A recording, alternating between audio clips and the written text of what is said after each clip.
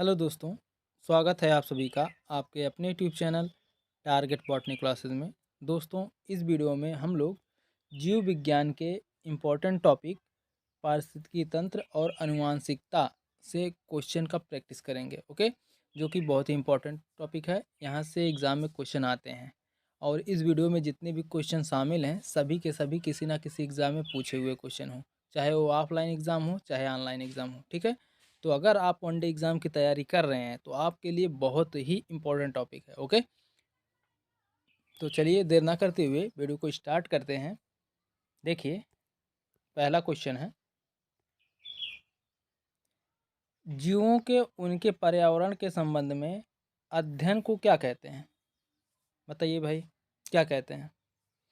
Option number D सही है, पारिस्थितिकी विज्ञान। ठीक है, पारिस्थितिकी विज्ञान के अंतर्गत हम जीव समुदायों तथा जंतु व वनस्पति का उसके वातावरण के साथ पारस्परिक संबंधों का अध्ययन करते हैं। ओके, आगे देखते हैं अगला क्वेश्चन। देखिए, अगला क्वेश्चन है, निम्नलिखित में से कौन सा शब्द न केवल जीव द्वारा अधिकृत भौतिक स्थान को बल्कि जीव समुदाय में उसकी प्रकार्यात्मक भूमिका को भी वर्णित करती है? बताइए क्या है भाई, कौन सा ऑप्शन सही है? ऑप्शन नंबर बी सही है, इकोसिस्टम। ठीक है, इकोसिस्टम यानी पारिस्थितिकी तंत्र एक प्राकृतिक इकाई है जिसमें एक क्षेत्र के सभी जैविक कार्य शामिल होते हैं। ठीक, जैविक कार्य बोले हैं, जैविक कारक शामिल होते हैं। ओके, जो पर्यावरण के सभी अजैव कारकों के साथ काम करते हैं। ओके, एक बार फिर से सुन लीजिए, इकोसिस्टम यानी पारिस्थितिकी तंत्र एक प्राकृतिक इकाई है जिसमें एक क्षेत्र के सभी जैविक कारक शामिल हैं जो पर्यावरण के सभी अजैविक कारकों के साथ काम करते हैं। ठीक है, आगे देखते हैं अगला क्वेश्चन। देखिए, प्राणी विज्ञान की उस शाखा का नाम जिसमें पशु व्यवहार का वैज्ञानिक अध्ययन किया जाता है। बताइए क्या है भाई, बताइए कौन सा ऑप्शन सही है? प्राणी विज्ञान की जिस शाखा में हम पशु व्यवहार का वैज्ञानिक अध्ययन करते हैं वह इथोलॉजी कहलाता है। ठीक है, यह पारिस्थितिकी मनोविज्ञान एवं शरीर संरचना विज्ञान से संबंधित है। ओके, तो इसमें कहीं इथोलॉजी ऑप्शन में है नहीं, तो इसलिए इसको स्टार बना दीजिए। ठीक है, आगे देखते हैं अगला क्वेश्चन। देखिए, खाद्य श्रृंखला में सबसे निचला स्तर है। बताइए भाई, कौन सा सबसे निचला स्तर है? ऑप्शन नंबर सी सही है, उत्पादक। ठीक, खाद्य श्रृंखला में उत्पादक जो होते हैं सबसे निचला स्तर होता है। ठीक है, उदाहरण के लिए देखिए, पहले होता है उत्पादक। ठीक, उसके बाद शाक भक्षी यानी घास भूस खाने वाले, उसके बाद मांस भक्षी। मांस भक्षी नहीं लिखे हैं, समझ लीजिएगा आप लोग, मांस भक्षी जो मांस को खाते हैं। ठीक है, शाक भक्षी को प्रथम शाक भक्षी को प्रथम उपभोक्ता कहते हैं। ठीक है, और मांस भक्षी जो जानवर मांस खाते हैं उन्हें हम लोग द्वितीयक उपभोक्ता कहते हैं। इसको भी आप लोग याद रखिएगा। ठीक है, द्वितीयक उपभोक्ता। ठीक, उत्पादक उत्पादक हो गया, शाक भक्षी यानी शाकाहारी जो घास भूस खाते हैं उन्हें हम लोग प्रथम उपभोक्ता कहते हैं। ठीक, और द्वितीय हो गया, द्वितीयक उपभोक्ता किसे कहते हैं? जो मांस खाते हैं, जो जानवर मांस खाते हैं उन्हें हम लोग मांसाहारी कहते हैं। ठीक है, उदाहरण के तौर पर घास एक निचला स्तर है, हिरन जो घास को खाता है वह उससे थोड़ा सा ऊपर है, शेर जो हिरन को खाता है सबसे ऊंचा है। ठीक है, ठीक, उसी प्रकार जैसे घास है या निचला स्तर है, घास को टिड्डा खाता है। ठीक, टिड्डे को मेढक खाता है और मेढक को सर्प खाता है और सर्प को बाज खाता है। ठीक है, ये क्रम है। आगे देखते हैं अगला क्वेश्चन। देखिए, निम्न में से कौन सा जोड़ा सही है? बताइए। प्राथमिक उपभोक्ता तेंदुआ? नहीं भाई, प्राथमिक उपभोक्ता उसे कहते हैं जो जानवर घास खाते हैं, ठीक है, घास भूस खाते हैं, उन्हें प्राथमिक उपभोक्ता कहते हैं। द्वितीयक उपभोक्ता घास खाते हैं? नहीं भाई, द्वितीयक उपभोक्ता जो है मांस खाते हैं, ठीक है। अपघटक बैक्टीरिया? जी हाँ, ऑप्शन नंबर सी सही है। अपघटक जो होते हैं बैक्टीरिया होते हैं, सही है। अपघटक वे परपोषी जीव हैं जो मृत कार्बनिक पदार्थों या अपरदों पर जीवित रहते हैं। इन्हें मृतजीवी भी कहते हैं, जैसे कवक, बैक्टीरिया। ओके, आगे देखते हैं अगला क्वेश्चन।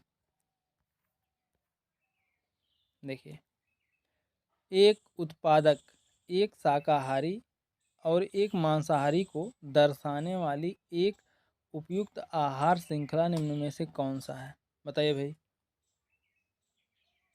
कौन सा ऑप्शन सही है? ऑप्शन नंबर बी सही है। पादप पादप को खरगोश खाता है, खरगोश को बाघ खा जाएगा, ठीक है। ऑप्शन नंबर बी सही है। पादप जो होते हैं वो उत्पादक होते हैं, और खरगोश जो होते हैं वे शाकाहारी होते हैं, और बाघ जो होता है वह मांसाहारी होता है, ठीक। एक आहार श्रृंखला में सर्वप्रथम उत्पादक जो कि सूर्य के प्रकाश की उपस्थिति में अपना भोजन बनाते हैं,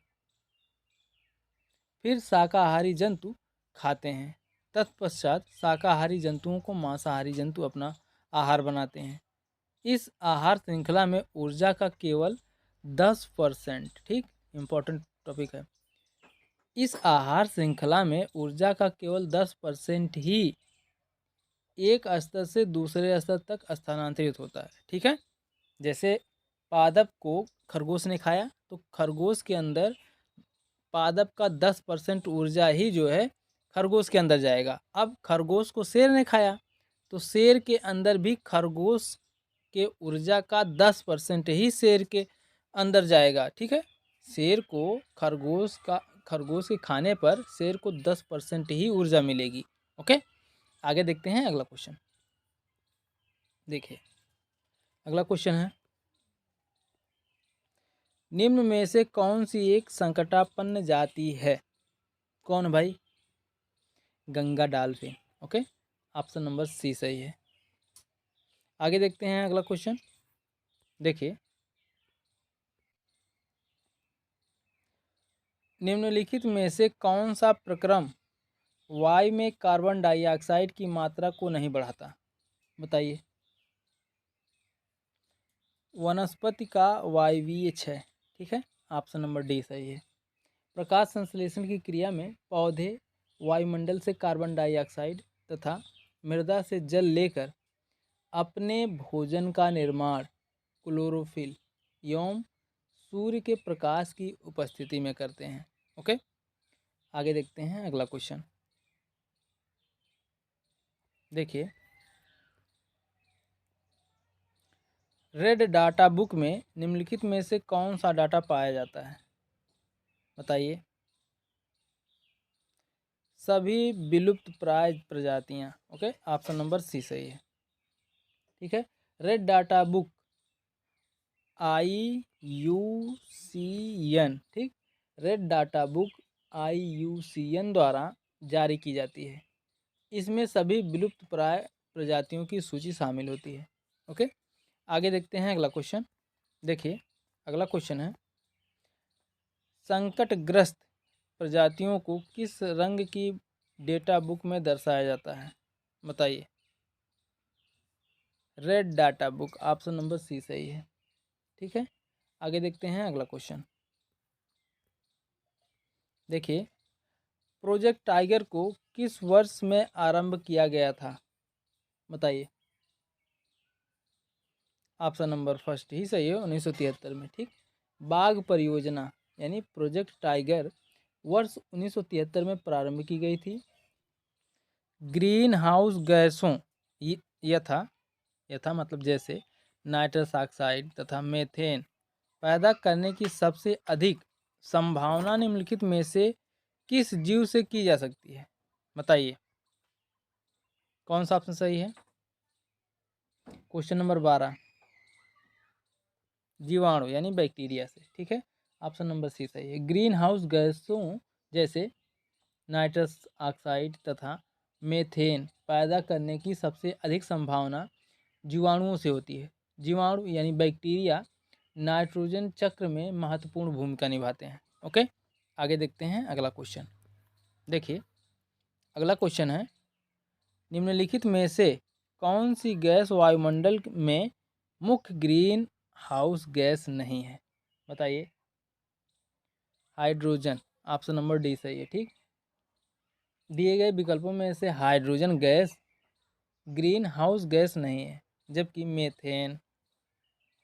मीथेन, ओजोन तथा नाइट्रस ऑक्साइड वायुमंडल में मुख्य ग्रीन हाउस गैसें हैं। ओके, इस क्वेश्चन के अकॉर्डिंग ऑप्शन नंबर 4 सही है। आगे देखते हैं अगला क्वेश्चन।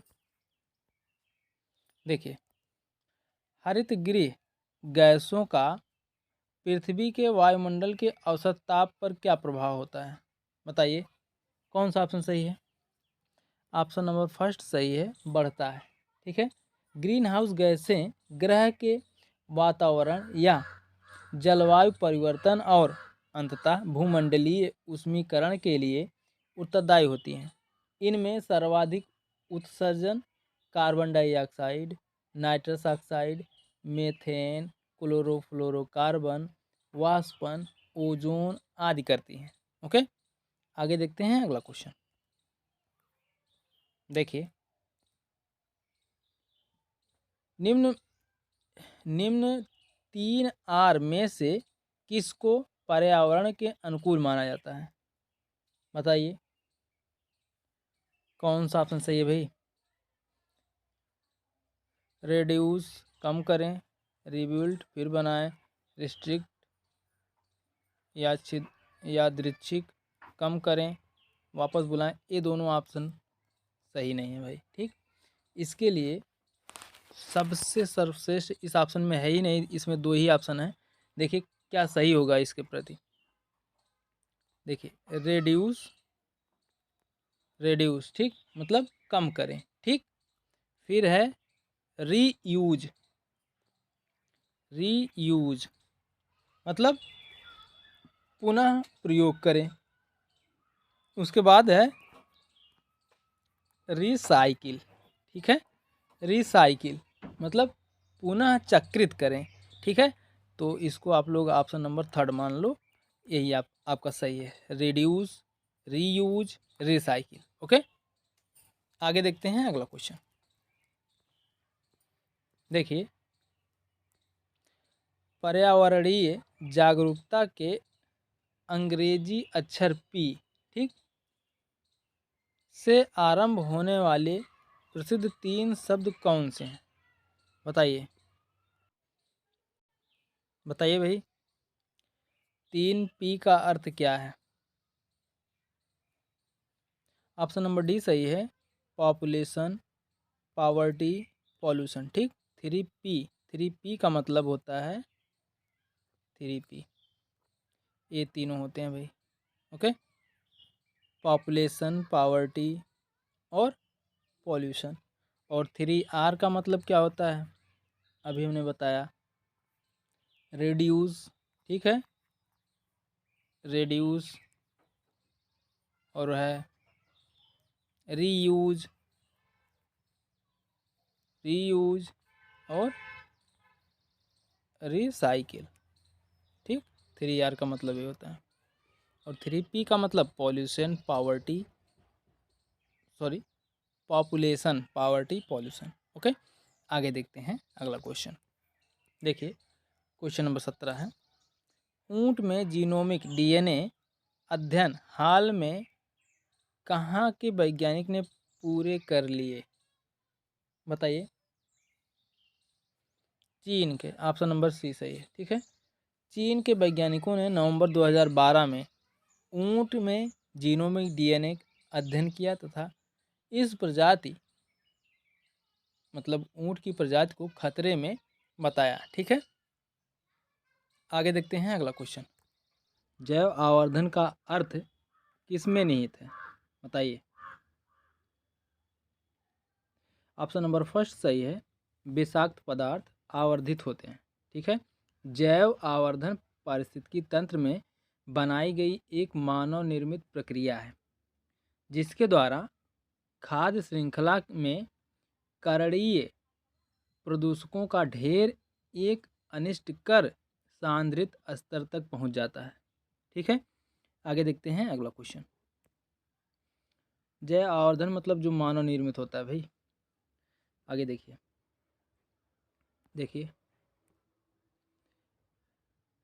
निम्न में से कौन सी शाखा जीवित जीवों की उन्हीं जातियों की अपने निर्जीव परिवेश के साथ अंतःक्रिया से संबंधित है, बताइए। ऑप्शन नंबर फर्स्ट सही है, स्वाप पारिस्थितिकी, जिसे अंग्रेजी में कहते हैं ऑटो इकोलॉजी। ठीक, आटे लिखा है, auto ecology. Okay, auto ecology में जीवित जीवों की उन्हीं जातियों की अपने निर्जीव परिवेश के साथ अंतःक्रिया से संबंधित है। ठीक है, आगे देखते हैं अगला क्वेश्चन। देखिए, वह वर्णक जो वनस्पति को परावैंगनी किरणों के दुष्प्रभाव से बचाता है कौन सा है, बताइए। कैरोटीनॉयड। ठीक है, ऑप्शन नंबर बी सही है। मुख्यतः कैरोटीनॉयड नामक वर्णक वनस्पतियों को परावैंगनी किरणों के दुष्प्रभाव से बचाता है। ओके, आगे देखते हैं अगला क्वेश्चन। देखिए, जापान में पाया गया यूसो रोग किसके कारण प्रदूषण से संबंधित है, पीसीबी। ठीक है, ऑप्शन नंबर ए सही है। यूसो रोग सर्वप्रथम जापान में वर्ष 1968 ईस्वी में देखा गया, जो पीसीबी का फुल फॉर्म होता है पॉलीक्लोरिनेटेड बाइफेनिल। ओके, यह राइस ब्राउन तेल के उपभोग से जापान के उत्तरी क्यूशू द्वीप में फैला। ठीक है, जापान के उत्तरी क्यूशू द्वीप में फैला। इसी राइस ब्राउन तेल के पीसीबी से दूषित होने के कारण यह रोग सामने आया। ओके, पीसीबी का फुल फॉर्म फिर से सुन लीजिए, पॉली क्लोरिनेटेड बाइफेनिल। ओके, आगे देखते हैं अगला क्वेश्चन। देखिए, सबसे अधिक अस्थाई पारिस्थितिकी तंत्र कौन सा है, बताइए भाई। सबसे अधिक अस्थाई पारिस्थितिकी तंत्र कौन सा है, महासागर। ओके, ऑप्शन नंबर बी सही है। आगे देखते हैं अगला क्वेश्चन। देखिए,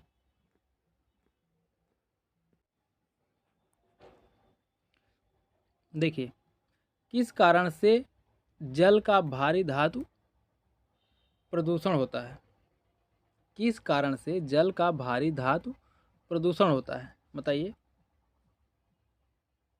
ऑप्शन नंबर डी सही, घरेलू मल जल। ओके, आगे देखते हैं अगला क्वेश्चन। देखिए, जलीय जीवों के जीवित रहने के लिए अपेक्षित अनुकूलतम घुली हुई ऑक्सीजन का स्तर क्या होना चाहिए भाई, बताइए।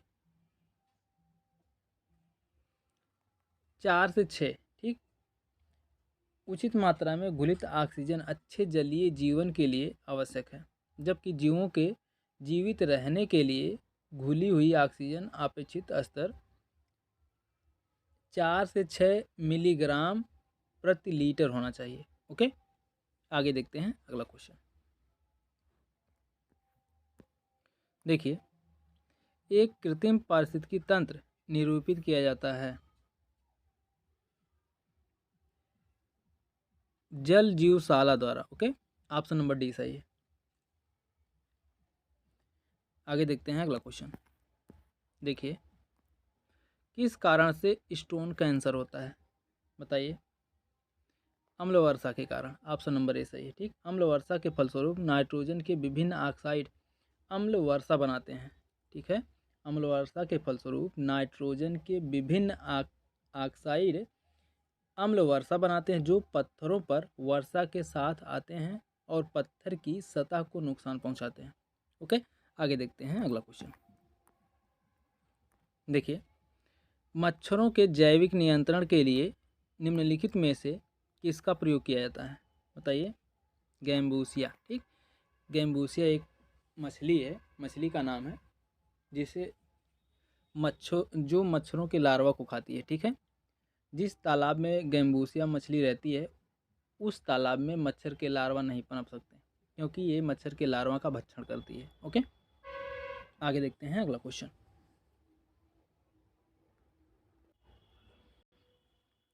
गैम्बूसिया को मॉस्किटो फिश भी कहते हैं। ठीक है, इसको भी याद रखिएगा, एग्जाम में क्वेश्चन आ जाए कि मॉस्किटो फिश किसे कहते हैं। किसे कहते हैं भाई? गैम्बूसिया। ठीक, आगे देखते हैं। देखिए, अगला क्वेश्चन है, जीवित कोशिका में रेडियोधर्मी तत्वों का पता किस तकनीक से लगाया जा सकता है? स्वाविकिरणी चित्रण या autoradiography. Okay, option number C सही है। आगे देखते हैं अगला क्वेश्चन। देखिए, थोड़ा सा ऑनलाइन एग्जाम में जो क्वेश्चन पूछे गए हैं उसको पढ़ लेते हैं हम लोग। जितने भी क्वेश्चन इस वीडियो में शामिल है ना, सभी के सभी इम्पोर्टेंट हैं। ये जो क्वेश्चन आंसर दिया है ये ऑनलाइन एग्जाम में पूछे हुए क्वेश्चन है। ठीक है, देखिए, भूमंडलीय तापमान ग्लोबल वार्मिंग की घटना में सबसे अधिक योगदान किस गैस का है? कार्बन डाइऑक्साइड का भाई। ओके, आगे देखते हैं। किसी पारिस्थितिकी श्रृंखला में प्राथमिक उपभोक्ता शाकाहारी होते हैं। ठीक, पारिस्थितिकी तंत्र में ऊर्जा प्रवाह के बारे में कौन सी श्रृंखला सही है? उत्पादक, उपभोक्ता, अपघटक। ओके, आगे देखते हैं। देखिए, कौन सा एक सही खाद्य श्रृंखला को दर्शाता है? बताइए। पहले घास, फिर कीट, मेढक, सर्प, गरुड़। ठीक, घास को कीट खाएंगे, कीट को मेढक खाएंगे, मेढक को सर्प खाएगा, सर्प को गरुड़ खाएगा। ठीक है, आगे देखते हैं। देखिए, तापमान, जल, प्रकाश तथा वायु में से कौन सा प्रमुख अजैव कारक नहीं है? बताइए। देखिए, नोट में दिया है ताप, जल, वायु, कार्बनिक व अकार्बनिक पदार्थ आदि अजैव घटक हैं। ठीक है, जबकि उत्पादक, उपभोक्ता एवं अपघटनकर्ता जैविक घटक हैं।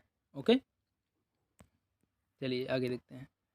देखिए, बड़े मांसाहारी को तृतीय उपभोक्ता भी कहते हैं। ठीक है, बड़े मांसाहारी को तृतीय उपभोक्ता कहते हैं, इसको भी याद रखिएगा। अगर ऐसे कॉमन पूछे, मांसाहारी को द्वितीय उपभोक्ता कहते हैं और प्राथमिक उपभोक्ता जो शाकाहारी मतलब पेड़ पौधों पत्तियों को खाते हैं वैसे जानवर को शाकाहारी कहते हैं, और जो जीव या जानवर मांस खाते हैं उन्हें मांसाहारी कहते हैं। ठीक है, और बड़े पैमाने पर जो मांसाहारी होते हैं उन्हें तृतीयक उपभोक्ता कहते हैं। ठीक है, आगे देखते हैं। देखिए, मृत जैव अवशेषों तथा अपशिष्ट पदार्थों का अपमार्जन करने वाले सूक्ष्म जीवों को क्या कहते हैं? अपमार्जक। ठीक है, पौधे, जंतु, मिट्टी में से जैव घटक कौन है? ठीक, बताइए। पौधे, जंतु, मिट्टी में से जैव घटक कौन है? पौधे तथा जंतु दोनों। ठीक है, आगे देखते हैं। देखिए, बड़े मांसाहारी या तृतीयक उपभोक्ता भोजन श्रृंखला के किस स्तर पर उपस्थित होते हैं? चौथे। आगे देखते हैं अगला क्वेश्चन। विभिन्न जैविक स्तरों पर भाग लेने वाले जीवों की एक दूसरे का आहार करने वाली श्रृंखला आहार श्रृंखला का निर्माण करती है। ओके, आगे देखते हैं। शाकाहारी, मांसाहारी, सर्वाहारी तथा स्वपोषी में से कौन सा उपभोक्ता के अंतर्गत नहीं आता? स्वपोषी। ठीक है, क्योंकि यह अपना भोजन स्वयं बनाता है, जैसे पेड़ पौधे, और बाकी तो सब दूसरे जीवों पर निर्भर रहते हैं। ठीक है, आगे देखते हैं। पौधे, जंतु तथा जल में से अजैव घटक कौन सा नहीं है? पौधे तथा जंतु दोनों। आगे देखते हैं। देखिए, मछलियाँ, प्लवक, शैवाल तथा क्रस्टेशियन में से कौन जलीय पारिस्थितिकी तंत्र का ऊपरी हिस्सा बनाते हैं? प्लवक। ठीक है, आगे देखते हैं। छोटे मांसाहारी माध्यमिक उपभोक्ताओं को भी कहा जाता है। ओके, आगे देखते हैं अगला क्वेश्चन। अगला क्वेश्चन नहीं, अगला टॉपिक। ठीक है, अगला टॉपिक है अनुवांशिकी। ठीक है, ये भी बहुत ही इंपॉर्टेंट टॉपिक है, यहाँ से भी क्वेश्चन बहुत आते हैं। ठीक है, और जितने भी क्वेश्चन शामिल हैं सभी के सभी किसी न किसी एग्जाम में पूछे हुए हैं। ठीक है, चलिए देखते हैं। देखिए, पहला क्वेश्चन है, निम्नलिखित में से किसे अनुवांशिकी का जनक कहा जाता है? बताइए। मेंडल को। ठीक, ऑप्शन नंबर बी सही है। ग्रेगर जॉन मेंडल ने अनुवांशिकता या वंशागति के मूल नियम बनाकर आधुनिक अनुवांशिकी की नींव रखी, इसलिए इन्हें अनुवांशिकी का पिता यानी फादर ऑफ जेनेटिक्स भी कहते हैं। ठीक है, आगे देखते हैं। देखिए, निम्नलिखित में से जीव विज्ञान की कौन सी शाखा अनुवांशिकता तथा विविधताओं के अध्ययन से संबंधित है? बताइए। अनुवांशिकी। ठीक है, ऑप्शन नंबर सी सही है। अनुवांशिकी जीव विज्ञान की वह शाखा है जो अनुवांशिकता तथा विविधताओं के अध्ययन से संबंधित है। आगे देखते हैं अगला क्वेश्चन। देखिए, अनुवांशिकता या जेनेटिक्स शब्द किसने गढ़ा? किसने गढ़ा भाई? बताइए। बेटसन ने। ठीक, ऑप्शन नंबर सी सही है। अनुवांशिक लक्षणों के पीढ़ी दर पीढ़ी संचरण की विधियों और कारणों के अध्ययन को अनुवांशिकी कहते हैं। ठीक है, अनुवांशिकता के बारे में सर्वप्रथम 1866 ईस्वी में ग्रेगर जॉन मेंडल ने दी। ठीक, अनुवांशिकता के बारे में सर्वप्रथम जानकारी 1866 ईस्वी में ग्रेगर जॉन मेंडल ने दी। इसी कारण उन्हें अनुवांशिकता का पिता यानी फादर ऑफ जेनेटिक्स भी कहा जाता है। ठीक, देखिए, अनुवांशिकता के नियम प्रस्तुत किए थे, किसने प्रस्तुत किए थे भाई? मेंडल ने। ऑप्शन नंबर ए सही है। ठीक है, आगे देखते हैं अगला क्वेश्चन। देखिए, युग्मन और प्रतिकर्षण किसकी दो अवस्थाएं हैं? बताइए। ऑप्शन नंबर डी सही है, संलग्नता। ठीक, युग्मन और प्रतिकर्षण संलग्नता की दो अवस्थाएं हैं। संलग्नता मेंडल के नियम का अपवाद है। जब दो भिन्न लक्षण एक ही गुणसूत्र पर बंधे होते हैं तो उनकी वंशागति स्वतंत्र ना होकर एक ही साथ होती है। ठीक, इस घटना को थॉमस हंट मॉर्गन ने सहलग्नता नाम दिया। ठीक है, सहलग्नता कहा।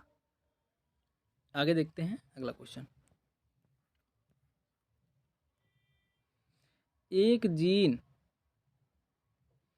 जब एक जीन युग्म अन्य इकाई के प्रभाव को छिपाता है तो वह घटना यह कहलाती है, क्या कहलाती है? एपिस्टेसिस। ठीक है, ऑप्शन नंबर बी सही है। जब एक जीन युग्म अन्य इकाई के प्रभाव को छिपाता है तो इस घटना को एपिस्टेसिस कहलाती है या एपिस्टेसिस कहते हैं।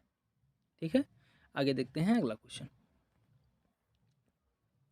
देखिए, संलग्नता की खोज किसने की थी? बेटसन ने।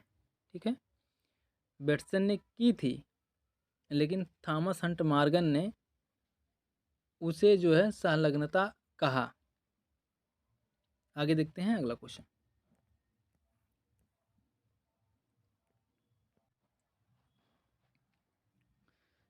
देखिए, क्वेश्चन नंबर 8 है, यूफेनिक्स है क्या है भाई? यूफेनिक्स अनुवांशिक इंजीनियरिंग। ठीक, अनुवांशिक इंजीनियरिंग द्वारा संदोष अनुवांशिकता का उपचार है। ठीक, ऑप्शन नंबर ए सही है। यूफेनिक्स अनुवांशिक इंजीनियरिंग द्वारा संदोष अनुवांशिकता का उपचार है। आगे देखते हैं अगला क्वेश्चन। सामान्यतः निषेचन होता है, क्या होता है भाई? डिंब वाहिनी नली में। ठीक है, निषेचन जो है डिंब वाहिनी नली में होता है। ओके, नर जनन कोशिका के शुक्राणु का मादा जनन कोशिका के अंडाणु से मिलन निषेचन कहलाता है। ओके, फिर से सुन लीजिए, नर जनन कोशिका के शुक्राणु का मादा जनन कोशिका के अंडाणु से मिलन निषेचन कहलाता है। ठीक है, निषेचन की क्रिया डिंब वाहिनी नली में संपन्न होती है। ओके, आगे देखते हैं अगला क्वेश्चन। देखिए, जीन शब्द किसने बनाया था? W.L. जॉनसन ने। ठीक है, ऑप्शन नंबर बी सही है। जीन जीवित प्राणियों की आनुवांशिक इकाई होती है। ठीक है, जीन जीवित प्राणियों की आनुवांशिक इकाई होती है। जीन शब्द की खोज डेनमार्क के वनस्पति शास्त्री विल्हेम जॉनसन ने की थी। ओके, विलियम जॉनसन ने की थी। आगे देखते हैं अगला क्वेश्चन। देखिए, जीन शब्द को गढ़ने से संबद्ध व्यक्ति का नाम बताइए। जॉनसन। ठीक, आगे देखते हैं। गर्भाशय यानी बूम्ब के लिए वैकल्पिक शब्द क्या है? बताइए। गर्भाशय या बूम्ब के लिए वैकल्पिक शब्द क्या है? यूट्रस। ठीक है, ऑप्शन नंबर ए सही है। आगे देखते हैं अगला क्वेश्चन। गर्भाशय यानी यूट्रस जो है मजबूत मांसपेशियों से बना एक थैली जैसा अंग होता है जो महिला के पेट में काफ़ी नीचे की ओर स्थित होता है। ठीक है, देखिए आगे। देखिए, एमनियोसिंटेसिस भ्रूण परीक्षण पर कानूनी प्रतिबंध लगाया गया है क्योंकि इसका प्रयोग भ्रूण के लिंग के चुनाव के लिए किया जाता है। ऑप्शन नंबर फर्स्ट सही है। ठीक है, एमनियोसेंटेसिस यानी भ्रूण परीक्षण पर कानूनी प्रतिबंध लगाया गया है क्योंकि इसका प्रयोग गर्भ में भ्रूण के लिंग परीक्षण के लिए किया जाता है। और ठीक भी है भाई, भ्रूण परीक्षण पर प्रतिबंध लगा दिया गया है क्योंकि अगर प्रतिबंध नहीं लगाया जाता तो जो महिलाएं गर्भ धारण करती हैं उनका गर्भ में ही मतलब भ्रूण का टेस्ट कर लिया जाता कि बच्चा मेल है या फीमेल होगा। तो ज़्यादातर लोग जो है गर्भपात करा देते हैं अगर बच्चा जो है फीमेल हुआ तो। इसलिए इस टेस्ट पर यानी भ्रूण परीक्षण पर जो है सरकार ने प्रतिबंध लगा दिया है। एक तरह से अच्छा ही किया है। ठीक है, नहीं तो बहुत बहुत बहुत बहुत ज़्यादा जो है भ्रूण हत्या होती। ठीक है, देखिए आगे देखते हैं। भ्रूण के पोषण में कौन सी संरचना सहायक होती है? बताइए। प्लेसेंटा। ठीक है, प्लेसेंटा भ्रूण के पोषक में प्लेसेंटा संरचना सहायक होती है। आगे देखते हैं अगला क्वेश्चन। जीवाणु कोशिका में सूत्रकणिका यानी माइटोकॉन्ड्रिया की संख्या है क्या होती है? बैक्टीरियल सेल में माइटोकॉन्ड्रिया की संख्या कितनी होती है? शून्य होती है भाई। बैक्टीरिया में माइटोकॉन्ड्रिया नहीं पाए जाते। ठीक है, जीवाणु कोशिका यानी बैक्टीरिया में माइटोकॉन्ड्रिया की संख्या शून्य होती है क्योंकि बैक्टीरिया प्रोकैरियोटिक जीव है। आगे देखते हैं अगला क्वेश्चन। देखिए, इसका थोड़ा सा मात्रा मिट गया भाई। जीवाणुविक है। ठीक है, जीवाणुविक कोशिकाओं में नहीं होता है। क्या नहीं होता भाई?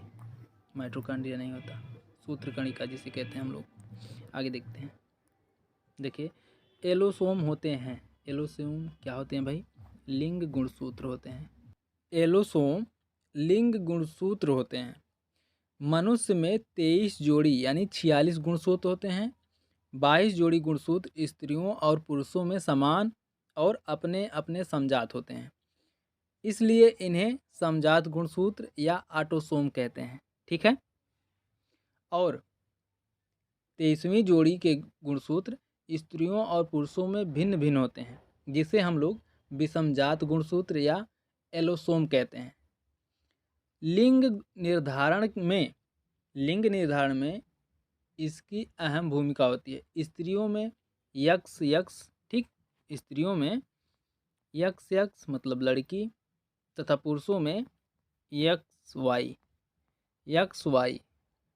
मतलब पुरुष एलोसोम पाए जाते हैं। स्त्रियों में यक्स यक्स तथा पुरुषों में यक्स वाई एलोसोम पाए जाते हैं। ठीक, आगे देखते हैं अगला क्वेश्चन। देखिए, एक सामान्य मानव शरीर कोशिका में गुणसूत्रों की संख्या कितनी होती है? बताइए। 46 होती है भाई, ऑप्शन नंबर डी सही है। एक सामान्य मानव शरीर में गुणसूत्रों की संख्या कितनी होती है? 46 होती है। आगे देखते हैं। निम्नलिखित में से किनमें लिंग है भाई? यहाँ पर लिंग गुणसूत्रों का एक पूर्ण युग्म होता है? बताइए। केवल स्त्री में, ऑप्शन नंबर बी सही है। ठीक, मानव में 23 जोड़े गुणसूत्र पाए जाते हैं, जिनमें से 22 जोड़ी ऑटोसोम यानी दैहिक गुणसूत्र कहलाते हैं, जबकि 23वां जोड़ा एलोसोम या लिंग गुणसूत्र कहलाता है। स्त्री में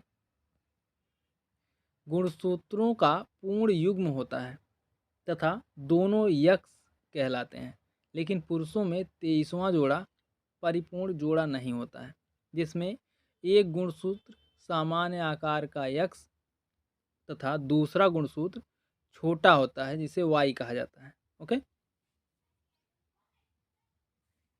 आगे देखते हैं अगला क्वेश्चन। देखिए,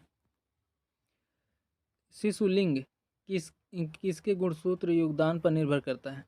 बताइए। शिशुलिंग किसके गुणसूत्र योगदान पर निर्भर करता है भाई?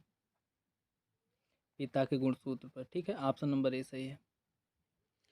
शिशु के लिंग का निर्धारण पिता के गुणसूत्र योगदान पर निर्भर करता है। पिता में एक्स वाई गुणसूत्र होता है। ठीक है, गुणसूत्र पिता में एक्स वाई गुणसूत्र होता है और माता में समजात गुणसूत्र यानी यक्स यक्स गुणसूत्र होते हैं। जब युग्मनज यानी जाइगोट माता के यक्स तथा पिता के यक्स से मिलकर बनता है तो यक्स यक्स बनता है, ठीक, जो संतान लड़की होती है। और जब युग्मनज यानी जाइगोट माता के यक्स तथा पिता के वाई से मिलकर यक्स वाई बनता है तो संतान लड़का पैदा होता है। ठीक, जब माता का यक्स और पिता का वाई गुणसूत्र मिलता है तो संतान जो होता है लड़का पैदा होता है, और जब पिता का भी यक्स गुणसूत्र और माता का भी यक्स गुणसूत्र मिलता है तो लड़की पैदा होती है। ठीक है, आगे देखते हैं अगला क्वेश्चन। देखिए, पुरुष में पुरुषत्व के लिए कौन सा गुणसूत्र संयोजन उत्तरदायी? बताइए। एक्स वाई, आप लोग जानते हैं, ऑप्शन नंबर डी सही है। आगे देखते हैं। देखिए, टर्नर, ठीक, टर्नर संलक्षण वाले क्रोमोसोम का विवरण क्या है? 44A+XO। ठीक, टर्नर सिंड्रोम में लिंग गुणसूत्रों में केवल एक यक्स गुणसूत्र उपस्थित होता है। ठीक है, टर्नर सिंड्रोम में लिंग गुणसूत्रों में से केवल एक यक्स गुणसूत्र उपस्थित होता है, अतः ये लिंग गुणसूत्रों के लिए मोनोसोमिक होते हैं। इनमें क्रोमोसोम का विवरण 44A+XO है। ठीक है, आगे देखते हैं। देखिए,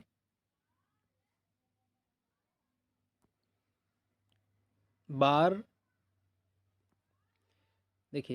पिंड किस में पाया जाता है? बार पिंड मादा कायिक कोशिका में पाया जाता है भाई।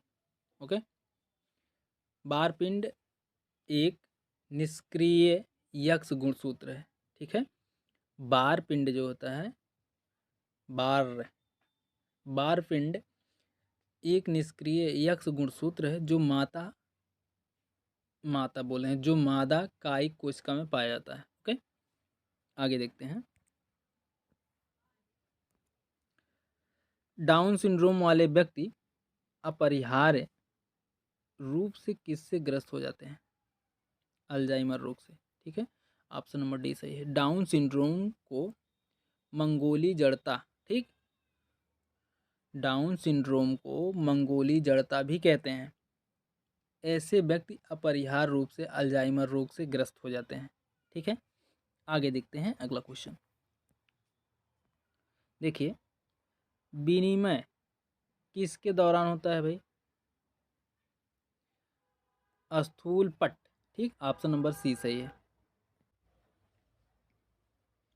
मानव शरीर रचना विज्ञान से निकला शब्द विनिमय, ठीक, मानव शरीर रचना विज्ञान से निकला शब्द विनिमय अर्धसूत्रण के पैकिटीन या स्थूल पट्ट चरण के दौरान होता है।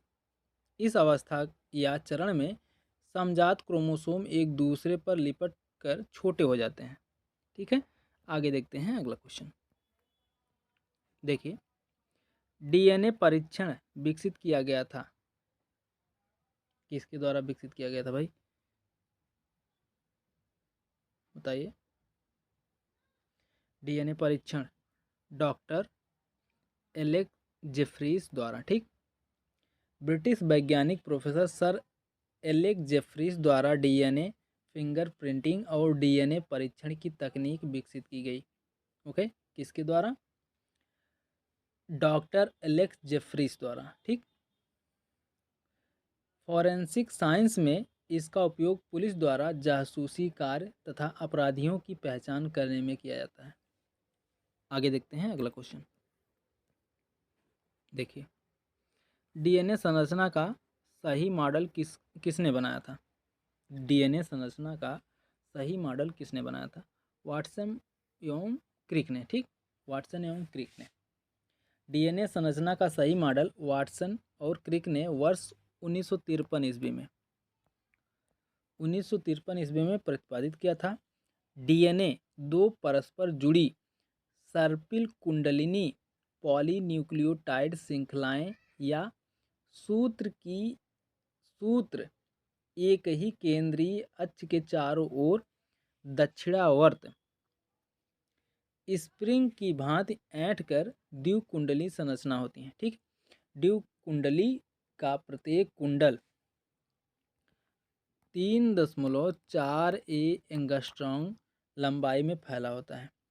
इस काम के लिए इन्हें वर्ष 1962 में नोबेल पुरस्कार से सम्मानित किया गया। किन्हें? वाटसन एवं क्रिक को। ठीक, आगे देखते हैं अगला क्वेश्चन। देखिए, डीएनए की द्विसूत्रीय संरचना का पता किसने लगाया? वाटसन एवं क्रिक ने। ऑप्शन नंबर डी सही। आगे देखते हैं अगला क्वेश्चन। देखिए, डीएनए अंगुली छाप का प्रयोग किसकी पहचान के लिए किया जाता है? माता पिता की पहचान के लिए, बलात्कारी के लिए, चोर के लिए, सभी के लिए किया जाता है भाई। ऑप्शन नंबर डी सही है।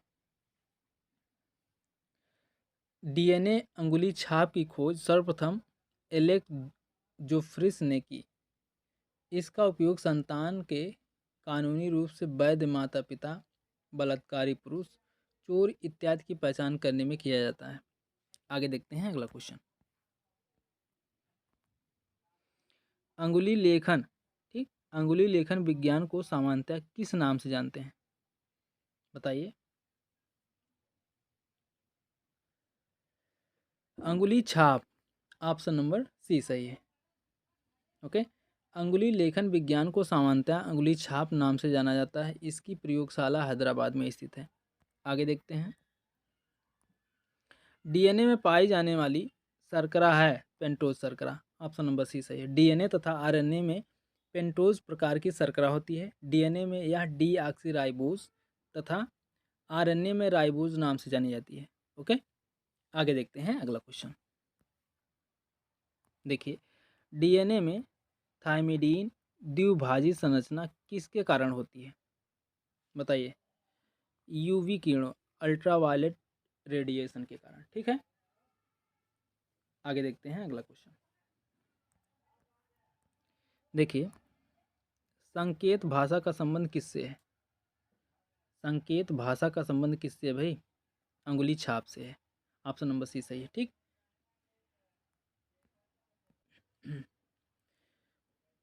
डैक्टिलियोग्राम का संबंध अंगुली छाप से है। ठीक। पहचान के उद्देश्य से उंगलियों के निशान के अध्ययन को डैक्टिलियोग्राफी कहा जाता है। ओके, आगे देखते हैं अगला क्वेश्चन। देखिए, गुणसूत्रों में होते हैं, गुणसूत्रों में क्या होते हैं भाई? बताइए। गुणसूत्रों में क्या होते हैं? डीएनए और प्रोटीन होते हैं। ठीक है, ऑप्शन नंबर सी सही है। गुणसूत्र सभी वनस्पतियों व प्राणियों की कोशिकाओं में पाए जाते हैं। ठीक। गुणसूत्र सभी वनस्पतियों व प्राणियों की कोशिकाओं में पाए जाते हैं, जो सभी अनुवांशिक गुणों को निर्धारित व संचारित करते हैं। गुणसूत्र की संरचना में दो पदार्थ विशेषता सम्मिलित होते हैं, डीएनए और हिस्टोन नामक एक प्रकार का प्रोटीन। ओके, आगे देखते हैं। देखिए, गुणसूत्र किससे बनते हैं भाई? डीएनए और प्रोटीन से बनते हैं। अभी जस्ट हम लोगों ने पढ़ा। ठीक है, आगे देखते हैं। देखिए, जीवन का ब्लूप्रिंट है, क्या है जीवन का ब्लूप्रिंट? डीएनए है भाई। ऑप्शन नंबर ए सही है। आगे देखते हैं अगला क्वेश्चन। देखिए, आरएनए में थायमीन के स्थान पर कौन सा बेस होता है? बताइए। बेस मतलब डीजे वाला बेस मत समझ लीजिएगा भाई, यहाँ छार से हो रहा है। बेस का मतलब छार है, ये नहीं कि डीजे वाला बेस बढ़ा दो भैया। देखिए, ऑप्शन नंबर सी सही है, यूरेसिल। ठीक है। पिरिमिडीन्स बेस, पिरिमिडीन बेस मुख्यतः 3 प्रकार की होती है, थायमीन, साइटोसिन, यूरेसिल। ठीक है। डीएनए में थायमीन एवं साइटोसिन तथा आरएनए में साइटोसिन एवं यूरेसिल पाया जाता है। ओके, आरएनए में थायमीन के स्थान पर यूरेसिल होता है। आगे देखते हैं अगला क्वेश्चन।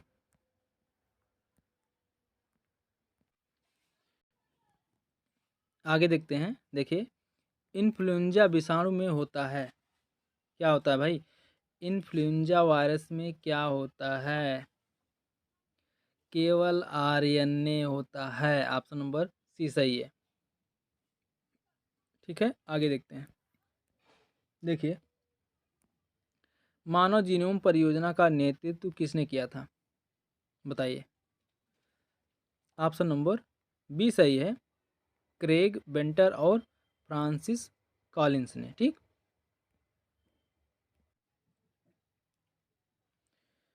मानव जीनोम परियोजना का नेतृत्व क्रेग बेंटर और फ्रांसिस कॉलिंस ने किया था।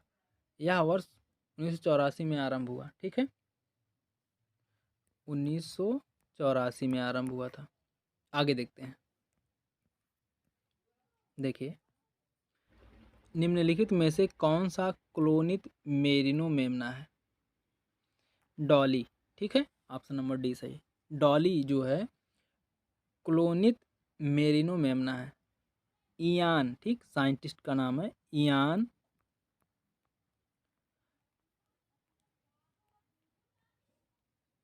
बिलमुट।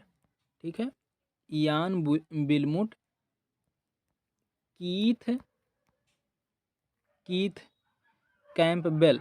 ठीक है, कीथ कैंपबेल,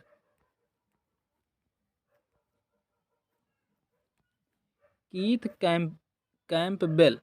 ओके, तथा उनके सहयोगियों द्वारा क्लोनित किए हुए प्रथम स्तनी डॉली का जन्म 5 जुलाई, ठीक है, 5 जुलाई 1996, 1996 है भाई, आप लोग सुन तो रहे हैं। ठीक है, 1996 में हुआ या 1996 को हुआ था। आगे देखते हैं अगला क्वेश्चन। देखिए, पहला क्लोन पशु डॉली कौन सा पशु था? भेड़ था भाई। आगे देखते हैं अगला क्वेश्चन। ऑप्शन नंबर डी सही है। आगे देखते हैं। देखिए,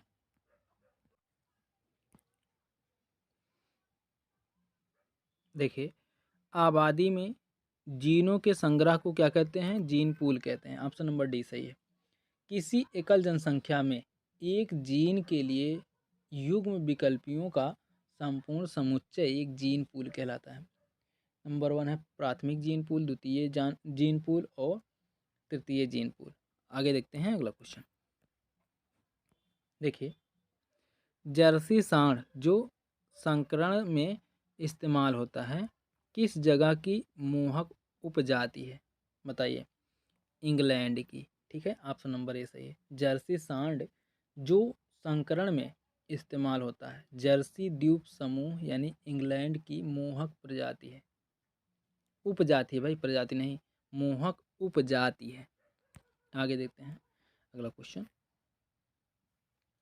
देखिए, आपके पाठ के अनुसार पृथ्वी पर जीवन बनाए रखने के लिए आनुवांशिक लाइब्रेरी क्या हो सकती है? जैव विविधता। ओके, ऑप्शन नंबर डी सही है। आगे देखते हैं अगला क्वेश्चन।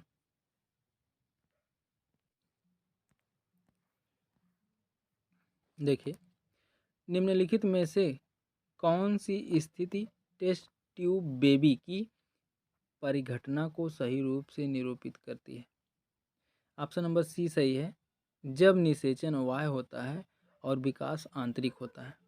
ठीक है, देखिए, किसी महिला की अंडवाहिनी नलियां बंद होने या पुरुष द्वारा बहुत कम शुक्राणु यानी स्पर्म पैदा कर पाने की स्थिति में स्त्री की डिंब ग्रंथि से अंडाणु निकालकर एक तरल माध्यम में शुक्राणुओं द्वारा उनका निषेचन करवाया जाता है।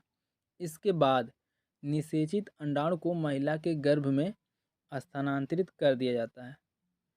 टेस्ट ट्यूब शिशुओं में अंडाणु का निषेचन टेस्ट ट्यूब में होता है और विकास गर्भाशय में होता है। ओके, आगे देखते हैं अगला क्वेश्चन। देखिए, 19 से 21 दिन की अवधि का उल्लेख किया जाता है। बताइए भाई। मुर्गी के अंडे को सेने की अवधि है। ठीक, 19 से 21 दिन की अवधि जो होती है वह मुर्गी के अंडे को सेने की अवधि होती है। ओके, आगे देखते हैं अगला क्वेश्चन। देखिए, एक मिनट। निम्नलिखित में से किस पशु में पार्श्व रेखा संवेदी अंग नहीं होता? बताइए। सी हॉर्स में। ओके, ऑप्शन नंबर सी सही है। आगे देखते हैं। देखिए, ऑनलाइन एग्ज़ाम में पूछे हुए क्वेश्चन हैं, इनको भी पढ़ लेते हैं भाई हम लोग, इम्पोर्टेंट है। देखिए, X Y X X X Y Y में से कौन सा स्त्रियों में लिंग गुणसूत्र जोड़े को दर्शाता है? X x. ठीक है, डीएनए का असंक्षिप्त रूप है डीऑक्सीराइबोन्यूक्लिक एसिड। आनुवांशिकता के जनक किसे माना जाता है? ग्रेगर मेंडल को। ठीक है, आनुवांशिकता का जनक ग्रेगर मेंडल को माना जाता है। आगे देखते हैं। देखिए, ब्रिटिश वैज्ञानिक द्वारा विश्व के पहले क्लोन को कौन सा नाम दिया गया था? डॉली। ठीक है, मानव शरीर में कितने गुणसूत्र होते हैं? 46 गुणसूत्र होते हैं। आगे, हरगोविंद खुराना को किस खोज के लिए सम्मानित किया गया? जीन संश्लेषण के लिए। ठीक है, डीएनए डबल हेलिक्स का वर्णन किसने किया? जेम्स वाटसन और फ्रांसिस क्रिक दोनों ने। ठीक है, आगे देखते हैं। देखिए, आरएनए एक बहुलक अणु है, इसका पूर्ण रूप क्या है? Ribonucleic acid. ओके, आगे देखते हैं। यूकैरियोटिक कोशिकाओं में आरएनए का संश्लेषण न्यूक्लियस में होता है। आनुवांशिकता की बुनियादी इकाई जीन है। आगे देखते हैं।